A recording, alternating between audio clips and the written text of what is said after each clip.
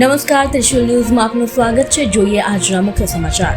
ગાંધીનગર ખાતે DRDO દ્વારા બનાવવામાં આવેલી હોસ્પિટલની મુખ્યમંત્રી વિજય રૂપાણીએ મુલાકાત લીધી. તે સમયે તેમણે પત્રકારો સાથે વાતચીત કરી. તેમણે જણાવ્યું કે ગુજરાતમાં કોરોના કેસ ઘટી રહ્યા છે, તે સારી બાબત છે. અગાઉ કોરોના કેસની સંખ્યા હાઈપીક પર હતી. હાલ માત્ર 2 થી 3 હજાર કોરોના કેસ આવી રહ્યા છે, પરંતુ કોરોનાની ત્રીજી લહેર આવી શકે છે, તે માટે અત્યારથી જ આયોજન કરવામાં આવ્યું છે.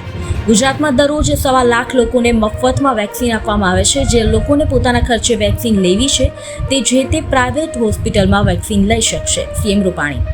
12મા ધોરણની બોર્ડની પરીક્ષા થશે કે નહીં તે અંગે સુપ્રીમ કોર્ટમાં સોમવારે થશે સુનાવણી.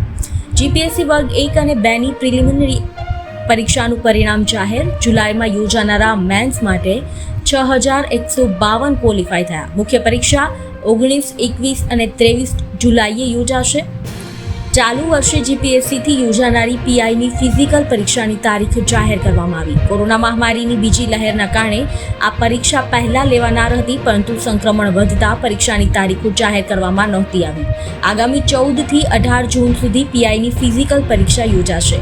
આ ફિઝિકલ પરીક્ષા કરાઈ પોલીસ એકેડમીમાં લેવામાં આવશે.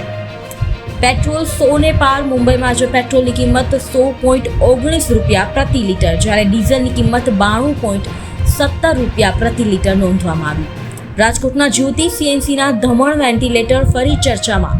મહારાષ્ટ્રમાં કેન્દ્રએ આપેલા 150માંથી 113 વેન્ટિલેટર ખરાબ નીકળતા બોમ્બે હાઈકોર્ટે ફટકાર લગાવી. હાઈકોર્ટે કેન્દ્રને કહ્યું, તમે ગુજરાતની કંપનીનો બચાવ કરી રહ્યા છો. કંપનીના દાવાને તમે માની કેવી રીતે લીધો? સુરત પોલીસ કમિશનર દ્વારા ટ્રાફિક પોલીસ અને TRB જવાનના મોબાઈલ વપરાશ પર મુકાયો પ્રતિબંધ. સુરતમાં ફરજ દરમિયાન TRB જવાન અને ટ્રાફિક પોલીસે પોઈન્ટ ઇન્ચાર્જને ફરજની શરૂઆતમાં જમા કરાવવા પડશે મોબાઈલ. નિયમનો ભંગ કરનાર સામે લેવાશે પગલાં. કેમિકલ અને ફર્ટિલાઇઝર્સ મંત્રાલયે રાજ્યોને રેમડેસિવિર ઇન્જેક્શનનું વિતરણ બંધ કરવાનો નિર્ણય લીધો. મંત્રી મનસુખ માંડવિયાએ નેશનલ ફાર્મા પ્રાઇઝિંગ એજન્સી અને CDSCOને દેશમાં રેમડેસિવિરની ઉપલબ્ધતા પર સતત મોનિટરિંગ કરવાનો આપ્યો આદેશ.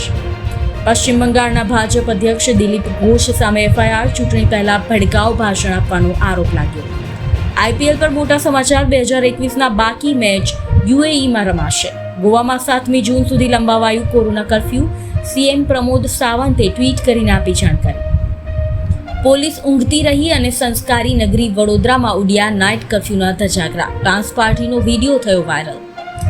IMA ઉત્તરાખંડે યોગગુરુ બાબા રામદેવને જાહેરમાં ડિબેટ કરવાની ચેલેન્જ આપી. નવા IT નિયમો પર ગૂગલના CEO સુંદર પિચાઈએ કહ્યું, અમે ભારતીય કાયદાઓનું પાલન કરીશું. તો આ હતા આજના મુખ્ય સમાચાર. જો વિડીયો ગમ્યો હોય તો વિડીયો લાઇક અને શેર જરૂરથી કરજો. આપનો અભિપ્રાય પણ અમને કમેન્ટ બોક્સમાં જણાવજો કે અમારો આ પ્રયાસ તમને કેવો લાગ્યો. આ સાથે દરરોજના મુખ્ય સમાચાર મેળવવા માટે અમારી ચેનલ ત્રિશુલ ન્યૂઝ સબસ્ક્રાઇબ કરવાનું ભૂલતા નહીં. જો આ વિડીયો ફેસબુકમાં જોઈ રહ્યા છો તો વિડીયો લાઇક અને શેર કરવાની સાથે અમારા પેજ ત્રિશુલ ન્યૂઝને પણ લાઇક અને શેર જરૂરથી કરજો. ધન્યવાદ.